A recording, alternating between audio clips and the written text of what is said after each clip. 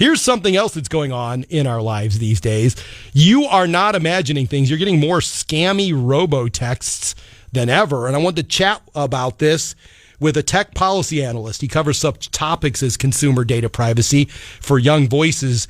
James Czerniawski is on my Newsmaker line. And James, welcome to Iowa Radio. Good morning to you. For having me. So, James, in advance of this interview, here's a text that I just got yesterday. It says, what's your plan? You'll need it on your next date night. And then there's a link. And I'm like, I'm not clicking that link. I have no idea what is going on here. So, James, we're not imagining this. Scammy robo-texts are really proliferating right now, aren't they?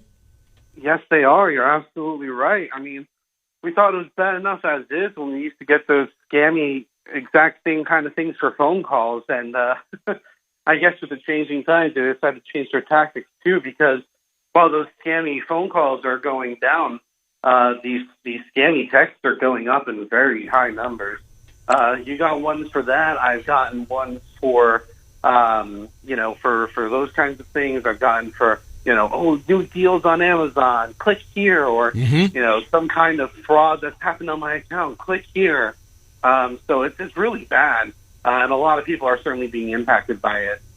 Yeah, James, I mean, you've nailed it. I mean, if you get a text that says there's some kind of fraud on your Amazon account, click here, you get an emotional reaction and you click on it, and then suddenly, you're getting money withdrawn from your bank account.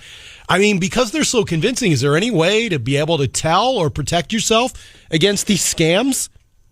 Yeah, I just think that it's something that as a consumer, you just have to be always very cognizant of it and just think about how these companies are doing it. It's like, it's definitely hard. Like, and I've been half tempted sometimes because especially when I see, hey, Chase notification, something's wrong with your bank account, click here. It's like, well, man, I got money there. I definitely want to.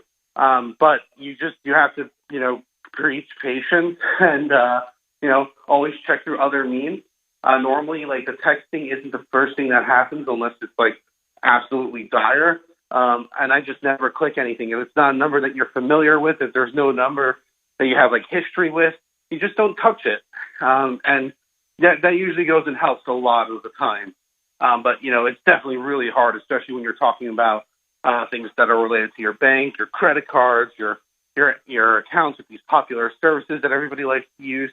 It's really hard. So I totally get why people might be inclined to, touch the link. But just don't do it. Don't do it.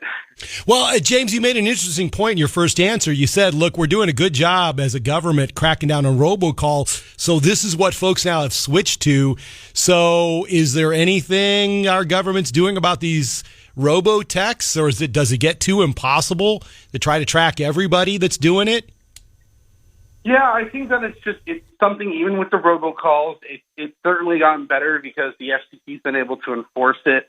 I think that the FCC can certainly try to see if it can expand itself to cover the texting side of this equation too. But that being said, they're never going to bat 1,000 because even, like I said, while the number of robocalls have gone down, they still do exist, right?